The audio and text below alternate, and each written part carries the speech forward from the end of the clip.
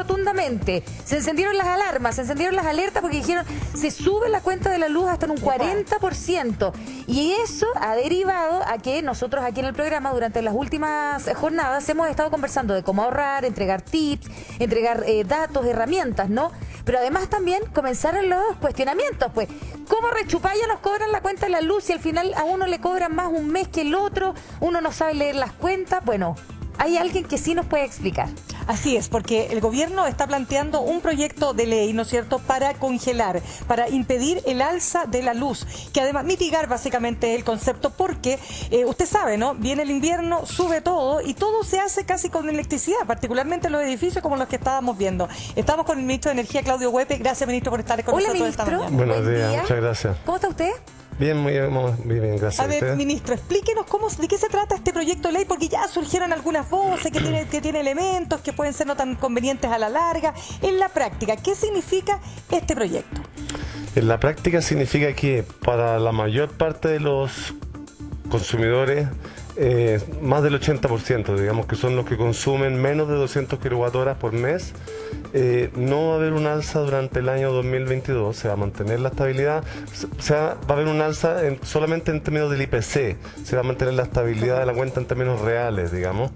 Y a partir del año 2023 se van a producir para ese mismo grupo de consumidores alzas progresivas de hasta 5% por periodo tarifario. Los periodos tarifarios son de 6 meses. Ya. Y esas alzas se van a ir produciendo hasta que se recupere el precio, por así decirlo, que deberíamos tener. Ministro, estos 200 kilohoras... 250 kilowatts. Exacto, 250 kilowatts hora. Quiero preguntarle, ¿esto está calculado en una familia de cuántas personas? Más o menos para tener una idea.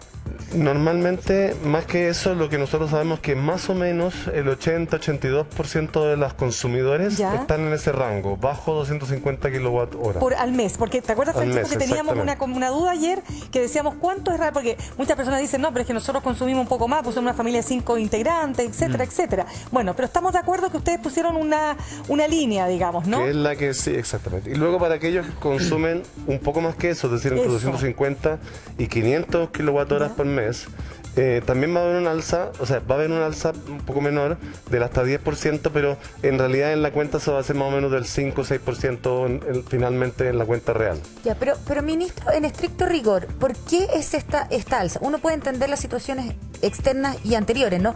Pero aquí no es que se va a congelar, comillas, el precio de la luz, sino que se va a mitigar durante un tiempo y que después igual te van a pegar el guaracazo. Entonces, como que uno dice, lo vamos a pagar hoy día o lo pagamos mañana, pero lo vamos a pagar igual. ¿Por qué? Lo que pasa es que este es un mecanismo de estabilización permanente, o sea, aparte de la solución puntual para el problema, porque recordemos que todo este problema o la situación que estamos actual se origina porque el año 2019 se congelaron las tarifas eléctricas. Se congelaron completamente las tarifas eléctricas, de hecho el alza del IPC empezó a contarse desde el año pasado. Y eso se congelaron por la pandemia. Por la pandemia, exactamente. Y por lo tanto, ahora vamos a, de alguna manera, acercarnos a cuáles serían los precios reales. Pero hay que tener una consideración. Aquí hay dos dimensiones. Una es la solución de corto plazo con el problema puntual que tenemos ahora, que en el fondo es una acumulación de una deuda, ¿cierto? Y ponernos al día en los precios que existen. Pero en el largo plazo lo que va a pasar es que vamos a tener, y eso es lo que estamos previendo, una serie de contratos eléctricos un poco más económicos y por tanto eso debería tender a morigerar la subida de las cuentas. Pero ¿cuál es el punto de fondo de este sistema? Este sistema es una especie de... muy parecido a lo que tenemos hoy día en el sistema de las bencinas, muy parecido al MEPCO. ¿Por qué? Porque genera una estabilización permanente a través de un fondo. ¿Y por qué esto es importante? Porque justamente para evitar que cuando hayan cambios en situaciones puntuales, hayan alzas o bajadas bruscas de la cuenta eléctrica, lo que nosotros queremos tener es un movimiento relativamente suave en el tiempo, progresivo. Entonces ahora vamos a tener alzas y después hay bajas. Esto también se puede ir manejando para que va a ser relativamente suave. Entonces ese es el punto de fondo. Nosotros tenemos que tener una cuenta eléctrica que sea relativamente predecible, pero por supuesto reconociendo los costos reales. Ahora, aquí hay un punto muy importante. Nosotros no teníamos ningún sistema preparado para emergencias y eso fue lo que nos ocurrió el año 2019, ¿cierto? Que estuvimos con una emergencia y hubo que recurrir a una solución puntual. Lo que hace este mecanismo es una solución de largo plazo que permite acumular un fondo para emergencias, cuando hay de repente sobrecostos extraordinarios, situaciones no previstas en el sistema que hay que pagar en algún minuto, nosotros vamos a tener una especie de seguro, es decir, vamos a estar contratando un seguro que nos va a permitir... Pero eso lo paga el usuario en todo caso. En el tiempo, sí, Claro. es una cuenta muy pequeñita, estamos hablando que para los 250 kilowatt-horas esto no va a ser ningún costo adicional. Este seguro lo van a pagar, lo va a ser pagado por aquellos que consumen más de 250, más de 500 y más de 1000, mucho más los que más consumen. Es que frente a eso, ministro, perdona que lo interrumpa, como está, lo saluda Francesco desde acá. La senadora Yasna Proboste, que estuvo con nosotros, decía que era injusto eso. Porque entiendo, un mecanismo solidario, 2.000 millones de dólares, y se va acumulando entre quienes gastan más, no efectivamente entre el 80 hacia abajo, como usted señala. Pero ella señalaba de alguna manera que de todas maneras le parecía injusto que hubiese consumidores pagando la cuenta a la luz de todos, comillas. Es decir, si bien era un grupo que no es el más vulnerable, tampoco es el que es rico, digamos. Entonces nos planteaba que de alguna manera debía existir otro mecanismo, no que un fondo lo pagara justamente ese porcentaje de la población, sino más bien fuera general u otra idea. Sí, aquí hay dos cosas que son distintas y que quisiéramos distinguir, porque es importante. Uno es un mecanismo de estabilización que le asegura a las personas, y de hecho, a través de este mecanismo, aquellos que más consumen están apoyando a los que menos consumen. Es decir, esto es un seguro colectivo que tomamos todos, ¿cierto? Pero lo pagan fundamentalmente aquellos grupos que más consumen. Entonces también hay que tomar en cuenta eso, que efectivamente eso significa un aporte para las familias de menores ingresos, que va a tener un seguro por el cual no necesitan pagar, digamos. Entonces eso es un punto muy importante. Pero por lo tanto, ¿es injusta la crítica que hace Yasna Proboste? No, yo creo que el punto es que más bien es que ella está apuntando a un tema distinto. Y la pregunta un poco distinta es la siguiente, es si para situaciones particulares, por ejemplo, cuando las personas, ¿qué pasa por ejemplo cuando las personas pierden su empleo? ¿O qué pasa cuando las personas están en un momento de vulnerabilidad particular? Entonces para eso, efectivamente, hoy día existe un subsidio que en la práctica no funciona. No sirve, y por lo tanto nosotros estamos trabajando, y esto es una cosa complementaria, no es lo mismo, son fenómenos distintos pero complementarios, de cómo pensar un subsidio que pueda ayudarle a las personas en situaciones que por ejemplo tengan problemas para pagar. Y para eso estamos mirando la experiencia de los países que son como referentes en bienestar, Alemania, España, el Reino Unido, cómo lo hacen ellos cuando las personas tienen problemas para pagar efectivamente, y cómo se les puede apoyar en esos minutos. Son dos cosas que son complementarias pero son distintas.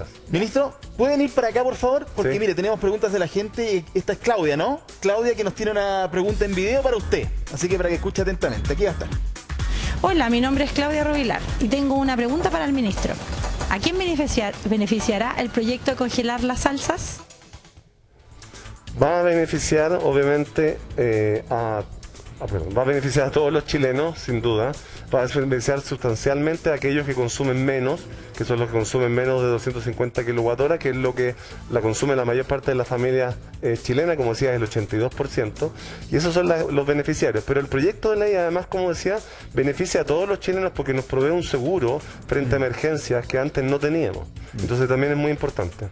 Bien. Bien. Tenemos más preguntas, ministros, para usted, y usted también tiene la posibilidad de hacerlas llegar al más 569-5148-1313. Nos tenemos que ir a un corte.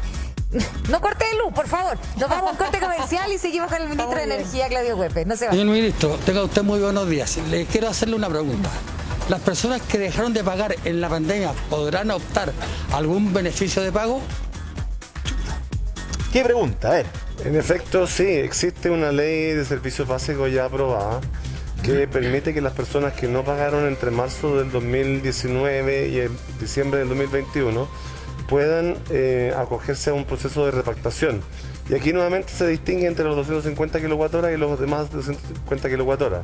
Para todos aquellos que consuman hasta 250 kWh, la repactación es absolutamente automática, se divide en 48 cuotas, no puede ser más de 15% de la cuota mensual normal, y ese monto adicional, esa cuota adicional, la paga el Estado y la subsidia. Aparte, para aquellos que consumen más de 250 kWh, ellos deben acercarse a su distribuidora y y plantearle en el fondo su situación y se puede programar de la misma manera en 48 cuotas con un tope de 15% sobre la cuenta, y es algo que entendemos, eso sí, que haya habido algunas dificultades porque algunas distribuidoras han tenido alguna interpretación un poco distinta de la ley. Sí. Nosotros estamos actuando justamente para que eso no ocurra. Ministro, a propósito de lo mismo, yo no sé si a usted le ha pasado en su casa, pero aquí a prácticamente todos nos ha pasado que de repente uno paga mensualmente y de un mes a otro te llega una cuenta con un valor desproporcionado. Si uno pagaba, por ejemplo, y lo hemos visto con los testimonios de las personas también que nos reportan, ¿no? Totalmente. Pagábamos 30.000 pesos y una cuenta Sí. mes siguiente 300 lucas. Y uno dice, ¿pero qué pasó? Y uno va efectivamente a la sucursal correspondiente de la empresa que te abastece de energía y resulta que te dice, no, lo que pasa es que no le pudimos tomar el medidor, que y te dan una cantaleta que uno no entiende y te dice, y tiene que pagarla. Y al final todos terminamos pagando. Y aquí nos ha pasado a prácticamente todo y mucha gente nos reporta de eso. Y ese queda como en un vacío, como ¿Qué que, pasó ahí? como No que entiendo ¿qué nada. pasa Sí, ahí? es ¿Y difícil. por qué sube tanto la cuenta de la luz? Sí, efectivamente lo que ocurre a veces... Primero la pregunta, ¿a usted le ha pasado? a mí me ha pasado, sí. Ah, sí. Ve si le pasa a ministro de Energía porque queda para el resto. Ya. Sí, efectivamente lo que pasa a veces es lo siguiente, ¿no? ¿Qué pasa? Que a menudo las empresas van a medir, digamos, a los hogares, Sí. no lo pueden hacer por alguna razón, no entran, y por tanto cobran un cargo estimado. Estimado. Y muchas veces, a veces ocurre también, depende de cuándo se tomó el cargo, el punto de referencia, digamos, eso está muy por debajo del consumo real. Y por tanto, cuando llega un cierto momento, se acumula la cuenta y efectivamente eso es algo que se produce. Y por tanto, la gente se topa con que tienen una cuenta mucho mayor de la que ellos preveían. Lo que nosotros que estamos viendo es cómo mejorar un poco dos cosas. Uno, la información al público, porque Ya. muchas veces esto es confuso para las personas. Sí. Exacto. Y es difícil entender por qué se está produciendo este cargo adicional.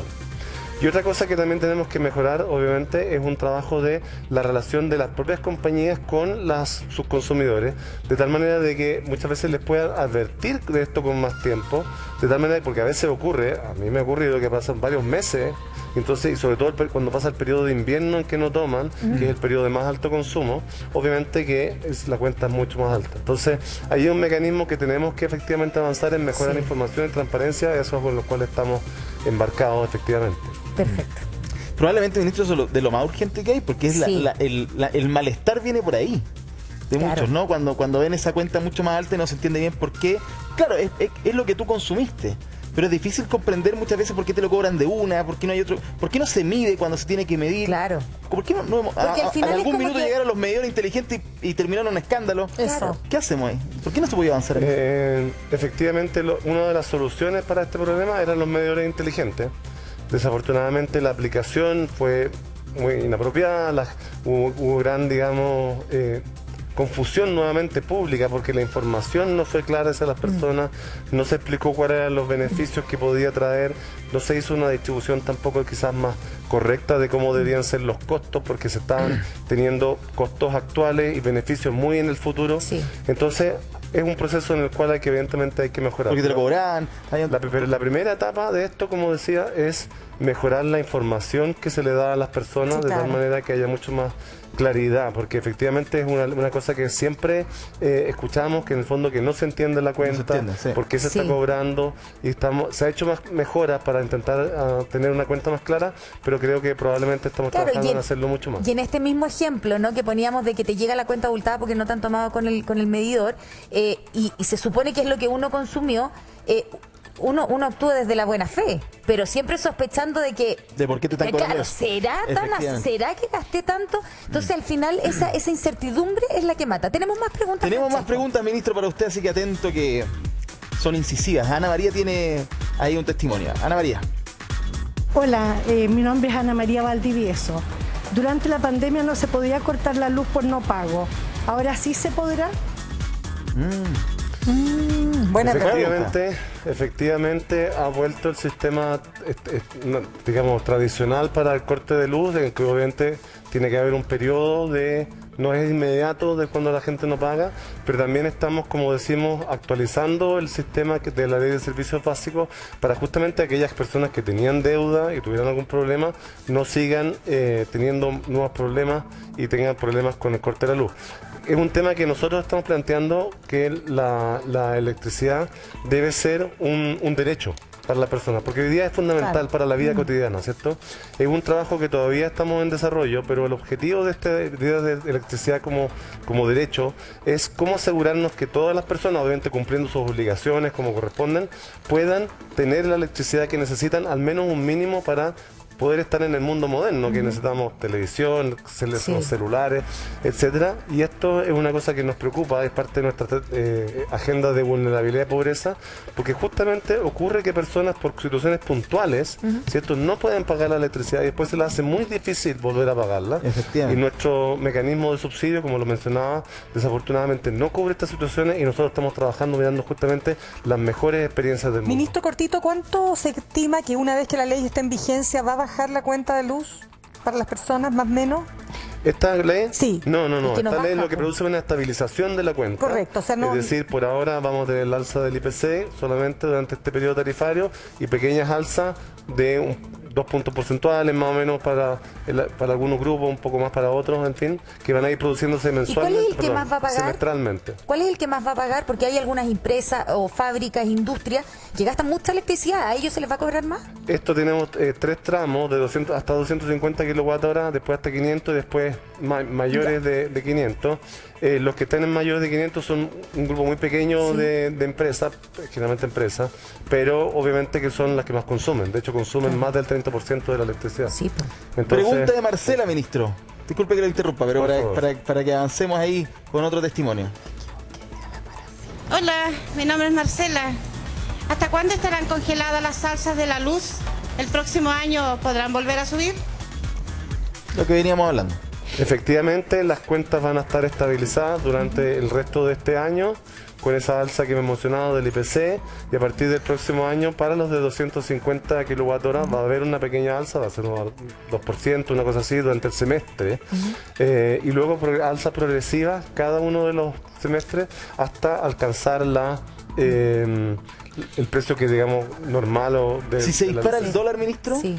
Lo que eso afecta básicamente no es la cuenta regulada, sino que lo que afecta es lo que está ocurriendo detrás de la cuenta regulada, que es el sistema de... lo que afecta a eso es básicamente el sistema de estabilización, pero el mecanismo considera diferentes precios del dólar para poder funcionar y para mantener la cuenta estable. Pregunta. También nos ha pasado que muchas personas denuncian a través de nuestro WhatsApp de cortes que no están programados por parte de las compañías. Esto no solo en la región metropolitana, sino a lo largo de todo el territorio nacional. Cortes que incluso han demorado hasta 40 horas de reposición. Se pierde la mercadería, se pierde todo. Y aquí pagamos, ya dicen los compatriotas, pues claro, que no les, además de no reponer el servicio, no les entregan explicación. Y además de todo eso, después no hay ningún tipo de recompensación por este corte. Entonces, de reposición ni de ay, ¿cómo se llama? De retribución, finalmente. Corte, sí, por supuesto. Sí, ocurre lo siguiente. Aquí en Chile nuevamente tenemos un tema, y esto está parte también de nuestra agenda de vulnerabilidad y pobreza, que hay una gran disparidad en términos de calidad del servicio eléctrico. Tenemos comunas donde en promedio se corta 1 minuto, 2 minutos al mes, máximo, promedio. Hay comunas en Chile donde la electricidad se corta 100 horas al mes. Imagínate, 100 horas al mes. Eso ya pasa a ser una burla. ¿Tiene algún ejemplo? Generalmente son como unas zonas rurales, por ejemplo, en varias de 100 horas, son varios días. De las más cortas están en las zonas de la región del Biobío, de la Araucanía, etcétera.